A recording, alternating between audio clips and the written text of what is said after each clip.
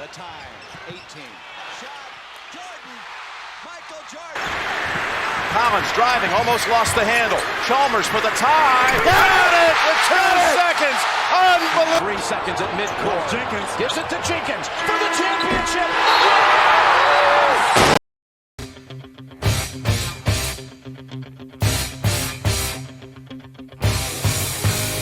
Hey guys, welcome back to another episode of Jackson Talks. As per usual, I'm Jackson and I'm a Seton Hall fan. And I'm Billy. I'm a Syracuse fan. And so 1 week later, we are on May 8th, 2020, so 1 week from the last episode. Not as much news today, but we did have a huge bit of news in general breakout regarding NCAA allegations. We will definitely be getting to that today. So as per usual, the schedule should be above Billy's head, though we will be including a Syracuse overview because Billy is a Syracuse fan and he can give us a lot of in-depth talk about them.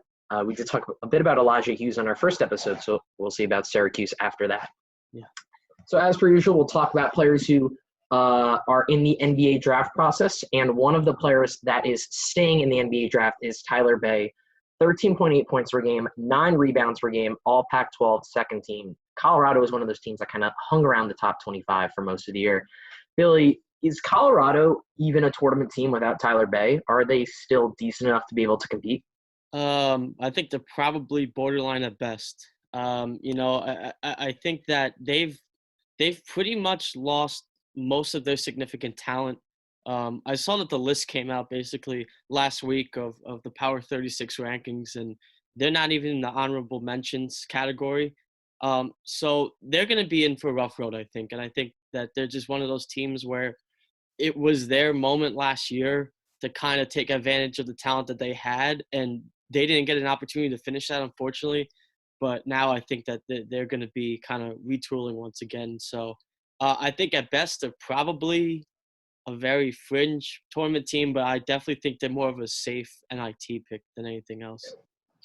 Definitely, and the Pac-12 is loaded this year. We have some other Pac-12 news, but it is loaded this year. It's not fairly weak, so they will have a lot tough conference play in store.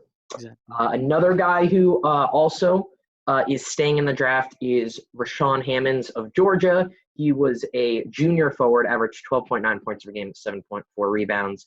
He, unfortunately, like Anthony Edwards at Georgia, it was a pretty tough year for the Bulldogs. They needed a buzzer beater to beat Vanderbilt, and whenever you need a buzzer beater to beat Vanderbilt, that's an indication of not a very good year. He is staying in the draft, so Georgia, once again, will be retooling. And then another, probably the biggest player that decided to stay in the draft, though it was somewhat expected, was Mason Jones of Arkansas, 22 points per game, 5.5 rebounds, all SEC first team. Probably the second best player in the SEC besides, I think it was Quickley who won the SEC Player of the Year from Kentucky. Mm-hmm. Probably the second best player in the SEC. He stays in the draft. Billy, we talked about Arkansas in a past episode, but is Arkansas in the same boat as Colorado, that they're a fringe tournament team without Jones, or do you think they can retool and kind of make a run and be a sleeper team?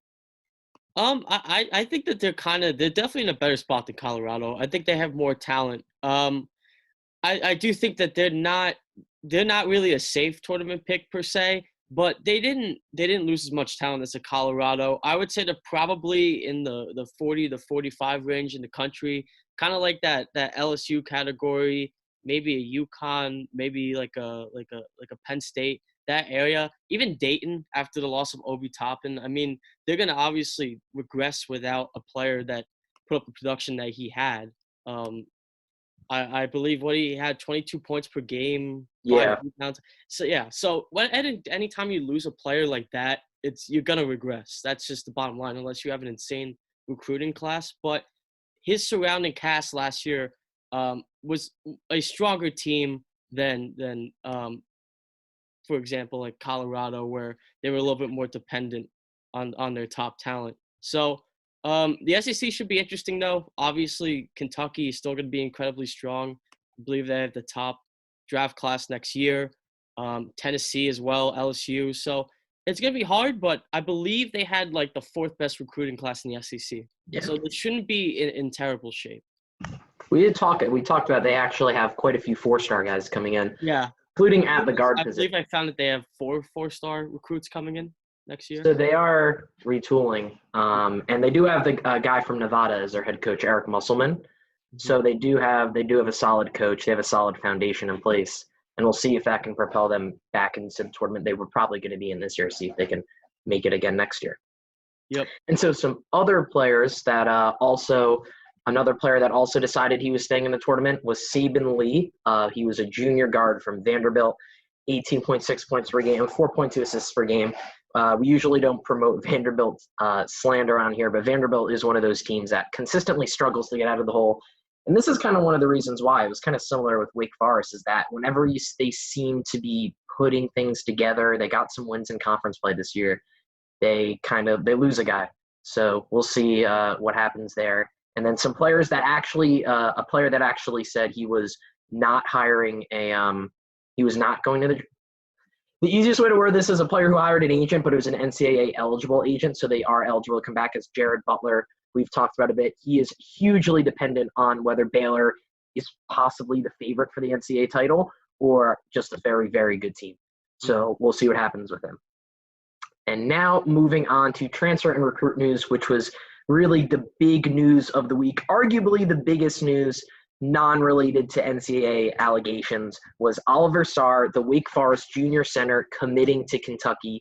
13.7 points per game, 9 rebounds per game, and it answered Kentucky's question of getting a big man. I think the biggest guy on the roster before Sarr came there was 6'9". But now the question arises on whether he can get the eligibility to play next year. Obviously, Wake Forest's coach was fired, so he does have a better chance than most.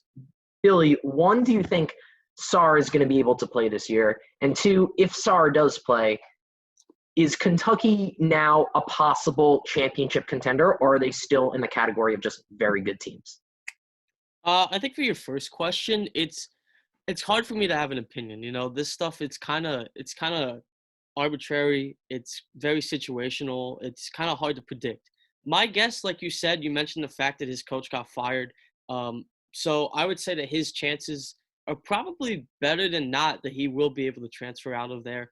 I think he'll be able to make a solid case. As far as Kentucky, I think if that does go through, they should be right there in the conversation for national title contenders. I mean, look, you said one player you mentioned earlier was Quickly.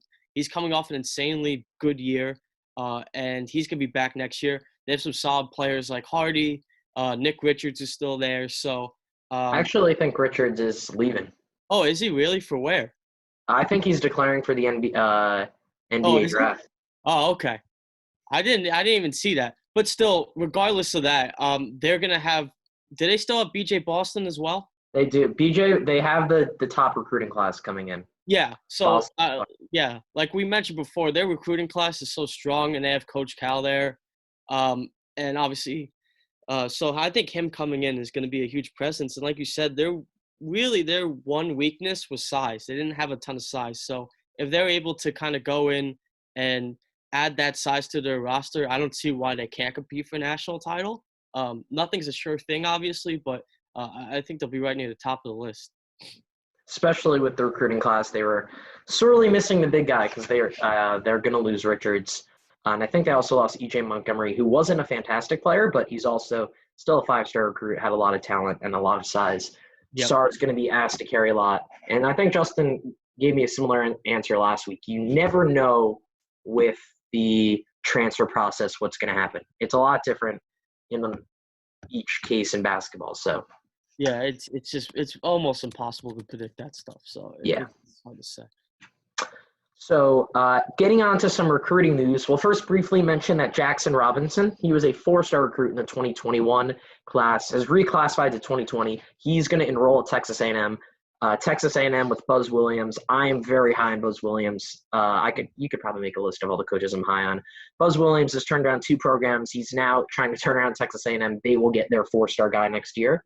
And then 2 recruits. I'll talk a bit about one, and Billy will talk a bit about one. And the first one I'll talk about is Ryan Conway. He's a 4-star guard, class of 2021, committed to my Seton Hall Pirates. So their first recruit of the 2021 class, top 150 point guard. And so what does this mean for Seton Hall? Well, to start, Seton Hall's best player next year is either their senior power forward or their senior grad or their grad transfer point guard, Bryce Aiken, or Sandra Mamukashvili, who I talked about last week. So I think the big thing to look at here is that Seton Hall is probably competing for the tournament, and I think they'll also be a team kind of on the bubble this year. And then next year, it's going to be kind of weird because you don't know if the players are going to develop. They have some good freshmen. Seton Hall's kind of at the point right now where they've transitioned to they can be a tournament team every year, but it's if the talent clicks. Not like last year, they'll be a top 15 team, but I think Conway's a good addition, especially considering that when he comes, Seton Hall is going to be graduating. They're graduating guard this year, Shavar Reynolds, and they're losing Bryce Aiken. So they'll be graduating those two guys, and by the time Conway comes, so Conway should be able to get playing time, and he should be pretty solid. But I don't think Seton Hall's situation really changes, but it's a really nice grab for them. Yep, definitely. But Seton Hall also missed out on a recruit that I was fairly confident they would get over the weekend. This was Adama Sinogo, a guy that was on Seton Hall's list, went to the same college as Angel Delgado went to, who was, I think, one of the top rebounders in Seton Hall history that me and Billy have seen play live. He committed to UConn, so a double whammy. He commits to a conference rival. Billy, UConn's first year in the Big East. They obviously struggled a lot in the ACC. What is this landing of Adama Sinogo? What does it mean for UConn? Well, what it gives them is really they kind of get a very versatile big man in this kid. Last year, he kind of averaged 13.5 points, 10.5 rebounds per game. He was obviously highly coveted. So he kind of gives them that size down low and that versatility on offense as well as defense, where in the Big East, which tends to be a little bit more of a physical conference, they can compete a little bit better down there than they did last year. And Hurley is a guy that I liked a lot, obviously, when they hired him from Rhode Island. And he's starting to build a program there. And they're going to continue to get better by better each year. I still don't view them as a legitimate threat for a deep tournament run, but I could see them being in that second round type area next year potentially if they have a really good year. If not, I think they're more towards a low-end tournament team or a very high-end NIT team. But I think that this addition is going to be big for them. It kind of brings them legitimacy. And as you said, there were some pretty good programs that were after him as well to kind of show his quality, including your Seton Hall, obviously. So that was a big get for them. But I think as far as adjusting to the Big East, this will help them a lot. And we'll continue to kind of build that program up into a legitimate, consistent contender. Yep, and earlier this offseason, UConn did land Tyrese Martin, who was a transfer from URI, who Hurley recruited, so not too surprising there. And they also returned James Boatnight, who averaged 13 points per game. So UConn has a solid team. And as I like to say in the Big East, the good news is that every game you play is a good win on your tournament resume, but you never have any days off, even at DePaul. DePaul has really improved their program, as we said, with them landing Freeman Liberty last week. So it'll be interesting. I'm excited to play UConn. It's a good addition to the conference, kind of that old school Big East. Yeah, yep. And some other recruits that also committed this week, four-star recruit Dylan Cardwell committed to Auburn. He's class of 2020.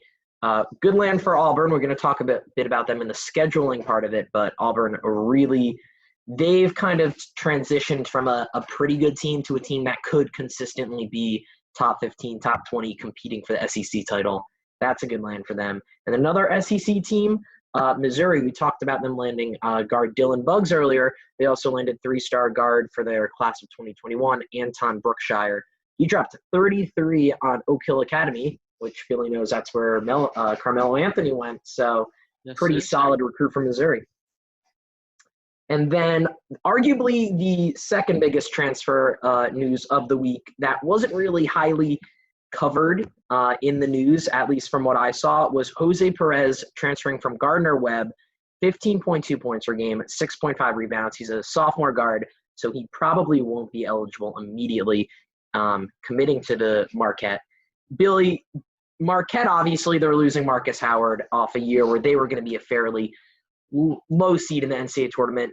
What does Jose Perez bring to the program when he is eligible to play? Well, like you mentioned, his stat line was pretty impressive his sophomore year. 15 points, 6.6 rebounds, 4.3 assists. He's 6 for 5. And it's going to be tough that he has to basically sit out a year. But what he does is he kind of makes a transition away from Marcus Howard a little bit easier. Marquette, they also brought in a kid actually from Ohio State as well, DJ Carton. I don't know if you've Yes. covered that. Yes, he averaged 10 4. He played 20 games for Ohio State before stepping away from the program. So they kind of have built a pretty decent guard depth over there. And that way they can kind of use DJ until Perez is able to come in and really take over that starting point guard role, or at least you would assume he would. But he brings them a pretty good overall game. He has the size to get some rebounds. He's a decent distributor, and obviously he can score. So they needed that, losing Marcus Howard. Marquette in the near future, I don't know what expectations to really have for them. I think they'll be an okay conference team in the short term, but I do think 2 or 3 years down the road, with the right development, they could be a very legitimate team in their conference. Yeah, and I mean, Wojo is one of those coaches that you constantly think is near the hot seat, but you're not sure if he's on it yet. Marquette has a great history of guards. I mean, Dwayne Wade, Jimmy Butler, Marcus Howard. They have a great history of guards. Mm-hmm. But the thing is that you feel like they always end up underperforming in the tournament. I mean, I had them in the Final Four the last NCAA tournament, and John Morant just absolutely ran him out of the building. It's tough, though, with him because, like, on one hand, Marquette has been consistently a pretty solid program. And they've never had a season where they've been bad enough where you're like, oh, we have to get rid of this guy now. But at the same time, yes, it has been disappointing at times that they haven't been able to take the next step. I know you've kind of felt that way about Kevin Willard at times. So it's kind of like this gray area where, like, maybe they're not reaching their full potential, but if you get rid of that coach, who are you bringing in that's going to make the program stronger? And I think that's kind of a difficult question with him. That's a fantastic question. Do you think you can bring in a coach and get a team to the next level? I mean, we've seen teams kind of fail at this, but a team that succeeded that we can probably that at least comes to mind for me is Florida State. I mean, they kind of stuck with Leonard Hamilton. I think he's been coaching there since 2002, and now, I mean, Florida State is one of those teams that they are a top program. They are Final Four threat every year, even if they're not a high seed, they're a threat. So, I mean, that's always the question, because there's no doubt Wojo's a good coach, comes from the long line of Coach K's assistant coaches. Yeah. The question is, for Marquette fans and even for Seton Hall fans with Kevin Willard, are the expectations that they should be doing more in the tournament? Because Seton Hall didn't make the tournament, I think, for 14 straight years. Kevin Willard's come in, it's led him to 4 straight appearances, but the question is, can he take them further now? Yep. So moving on, just some other transfer news, some of the bigger news we want, not some of the bigger news, but we wanted to also highlight this as well. Excuse me if I pronounce this wrong. Rati Indranashvili committed to Creighton. He is a 6'5" guard. He's a FIBA international prospect. I don't have a lot of knowledge on him, but apparently he's very solid, and he was playing for his country in FIBA World Cup games, so obviously that's a good sign. He commits to Creighton. Creighton obviously will be very good next year, but they were killed with the loss of Tyshawn Alexander, so hopefully this can help him out. Though Seton Hall did get swept by them last year. And then another guy, Jarale Gates, a New Orleans forward, is on the move. He's transferring to Holy Cross, so he replaces Joe Pridgeon, we covered in our first episode, a Holy Cross freshman who transferred. He had 17 points per game. And Gates is a former Southland Freshman of the Year, so he is on the move as well. And so only one bit of transfer news occurred this week that did not that the result did not come out, and that is junior forward Romello White of Arizona State. He averaged 10.2 points per game, 8.8 rebounds per game. He's intending to be a grad transfer, so he'll be immediately eligible, and he is arguably the biggest player in the market now that Sarr is not there. Billy, Arizona State loses White. Obviously, they have the 5-star Josh Christopher we've talked about a little bit. They have very high expectations. What does this do for Arizona State losing White? Well, honestly, the last thing they needed was to lose a guy that put up the offensive production that he did. And this is a team that honestly they, to put it kindly, are not a good shooting team at all. Their 3-point shooters, like the best 3-point shooters I saw were like shooting 33.3%, 31.6%, and 36.1%. And they just can't seem to find a guy or the one premier guy that can consistently put up points. And I don't think that losing White is going to help that at all. I mean, I know that he wasn't a huge offensive threat, but you already take away one option there.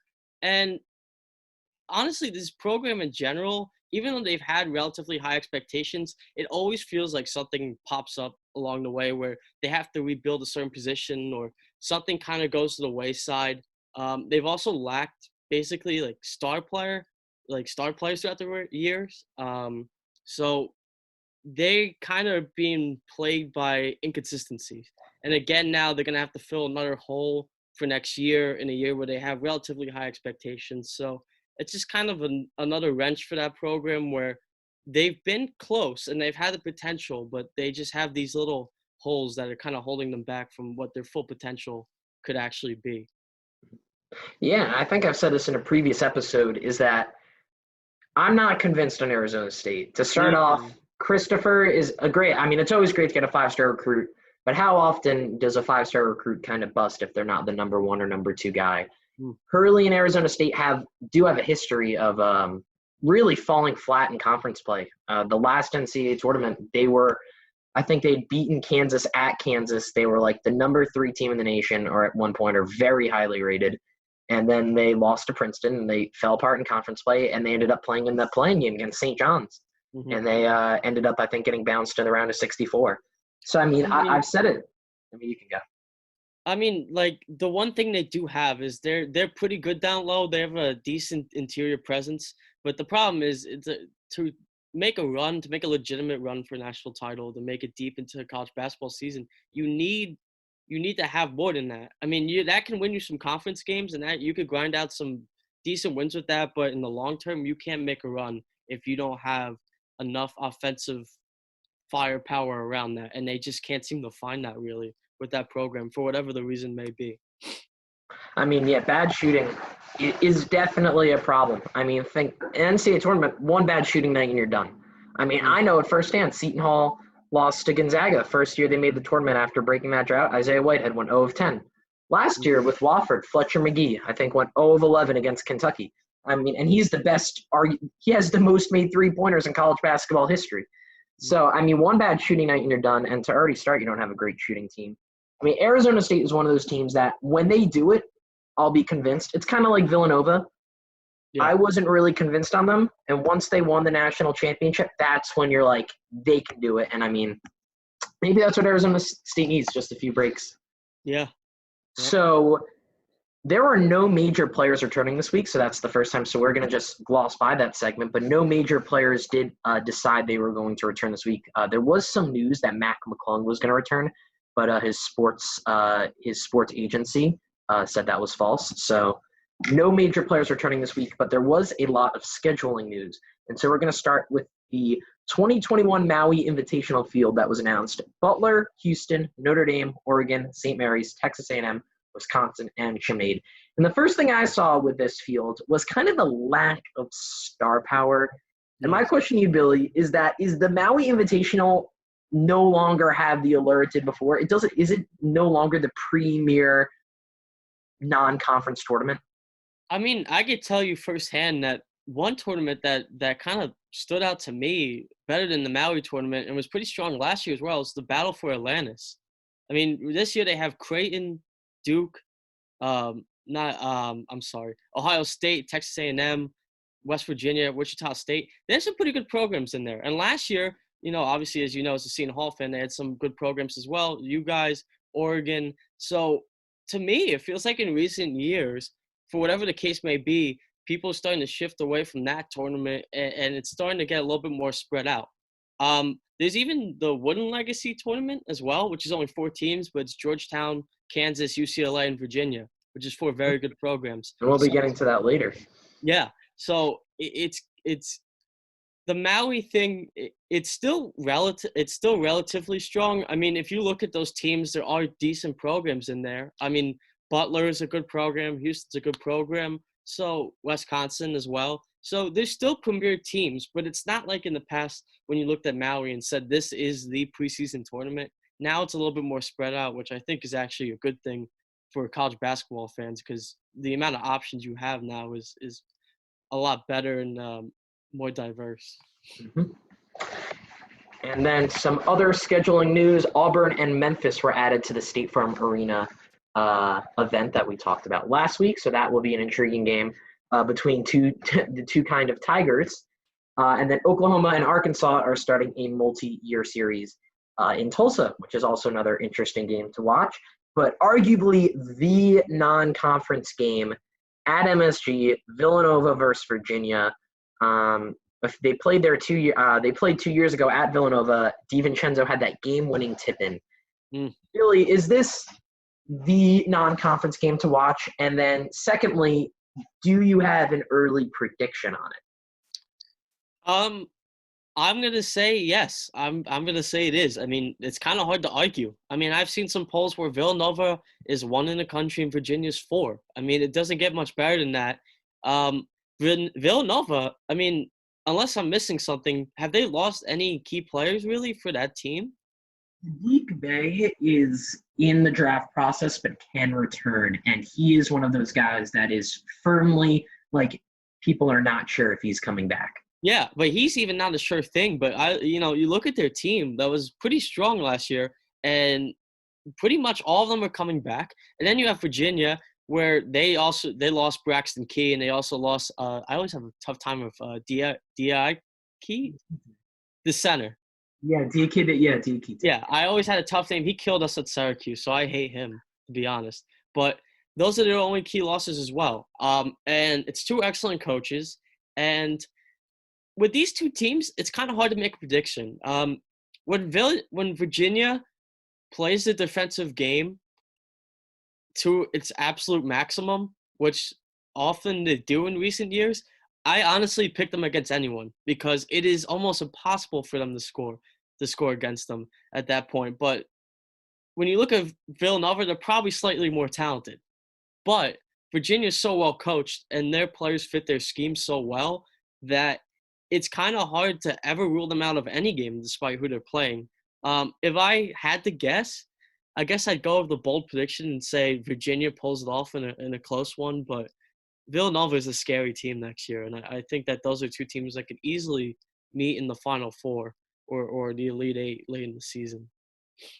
Villanova also they have a 5-star recruit, Brian Antoine, who was a freshman last year. So he comes back. He went to high school in New Jersey. And then, I mean, you're right with Virginia. Virginia lost Hunter, Jerome, and Kyle Guy last year, and they were expected to not really be much. And then as impressive of a coaching job by Tony Bennett as him winning the national championship. I mean, he's as good as anybody. I mean, honestly, I think he's as good as anybody in the country at this point.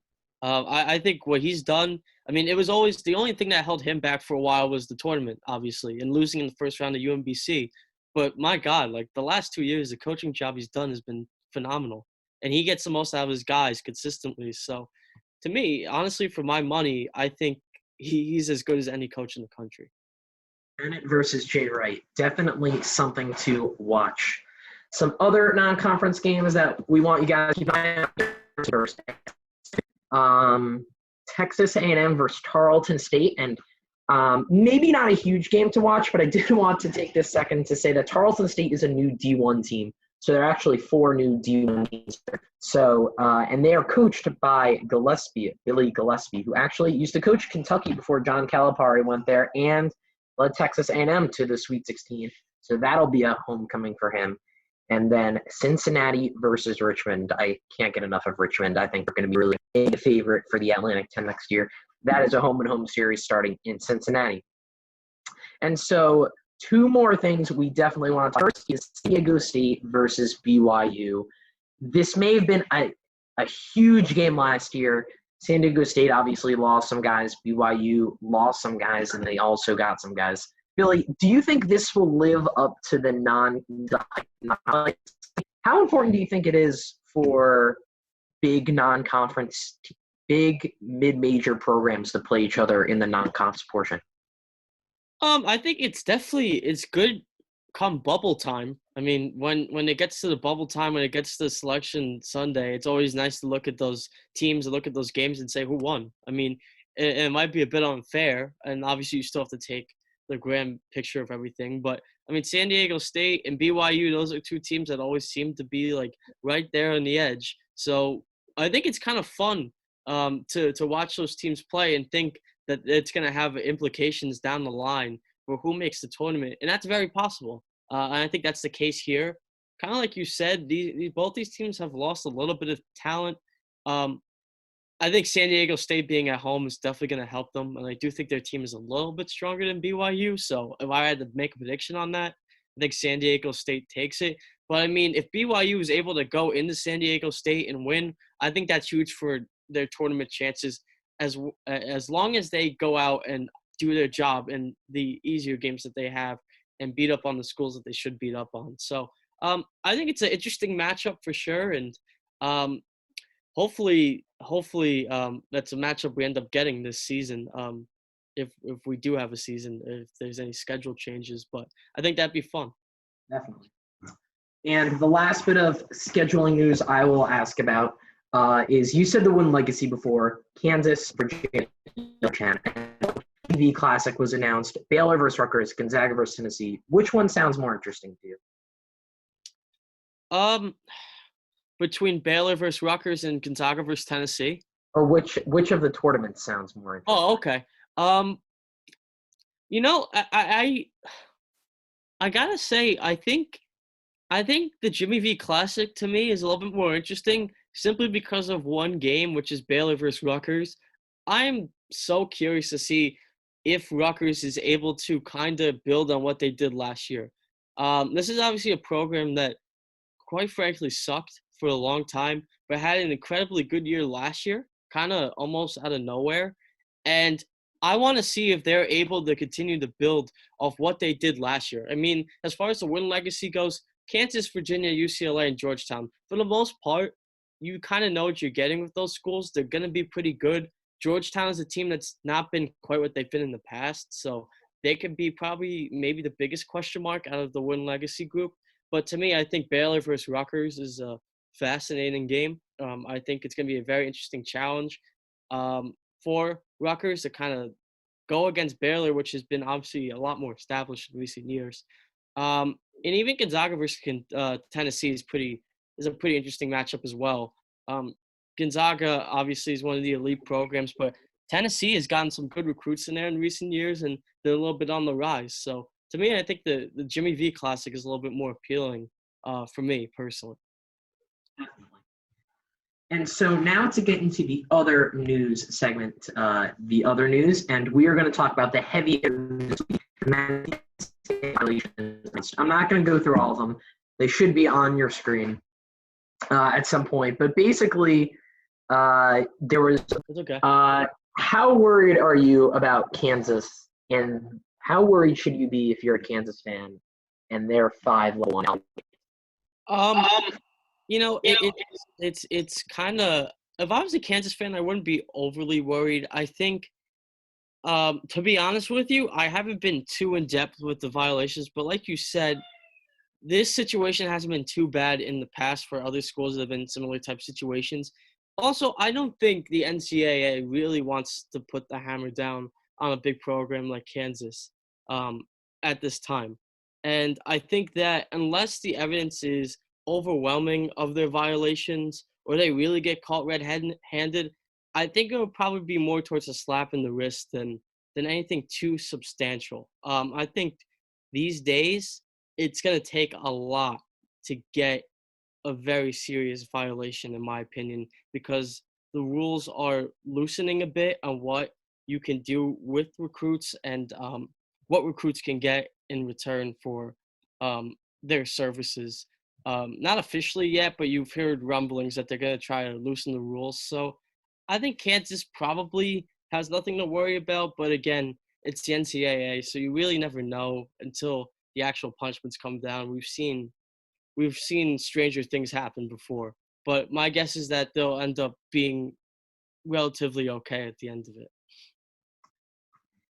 And some other news that we're not going to talk about too in depth that we thought was worth mentioning is that the East Tennessee job was filled by Jason Shea, who was the top assistant. So unsurprising. The only other candidate that was really considered was Chris Jans, head coach of New Mexico State. You guys probably know how much I love New Mexico State. So I think Jans could do better than East Tennessee, and that's not saying that East Tennessee State's a bad job. I just think Chris Jans can go to a high major school. So we'll see what happens there.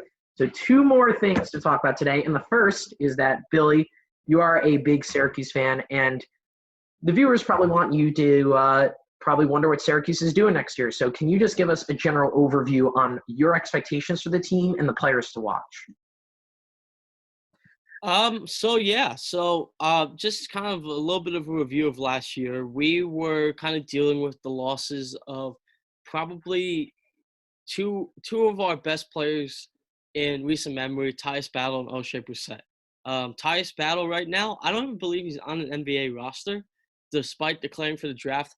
And O'Shea Brissett, who is our forward, he right now is in the G League with the Toronto Raptors, so they drafted him. So we were kind of trying to patch the holes with that. We also lost guard and Frank Howard. That was our starting point guard for a while. So we had to deal with some things. This season, we had guys like Buddy Boeheim, Jim Boeheim's son, step in at point guard for a fair amount of the year. He is a player that can struggle with playmaking, can struggle with dribbling, but quite a good shooter on his day. Joe Girard, obviously a 3-star recruit, but he was incredible in high school. Went to public high school in New York. Had a decent year, coming off the bench mostly. At times started.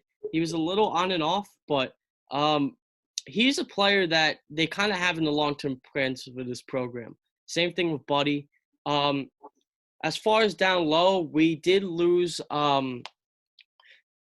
Vincent Guerrier, who was one of our big men. He transferred out. So that's going to be a little bit of a loss that we have to fill the holes for. We lost Pascal Chukwu this past season when he basically graduated 2 years ago. So it's a transition time for Syracuse. My main concern right now is that it's a transition time where you have a head coach in the 70s where you don't really know how much longer he has. They were able to bring in a 5-star recruit that isn't going to play next year, but he's going to play 2 years from now. So I think George Johnson, right? Yes. Sorry, the name slipped for a second.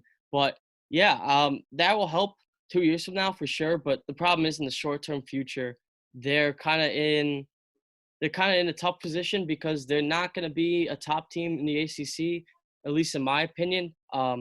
They're not nearly on the level of a UNC or a Duke or a team like that, obviously. So the question is, where did they end up finishing?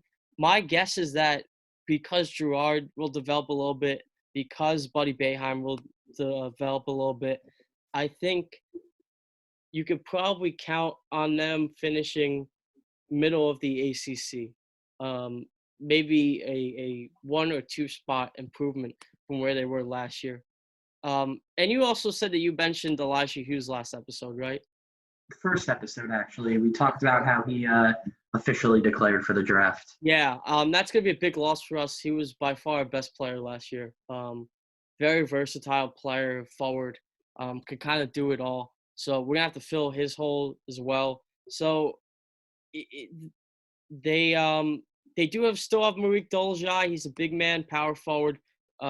He's a little bit versatile, but he's not going to be able to fill in the production that we lost of Elijah Hughes. So I think it's going to be a while until we see a Syracuse team that's going to be consistently, again, in the top 25 conversation, unless we have insane amounts of development and production from players that we did not expect next season. So I think tempered expectations are probably best for Syracuse for the time being.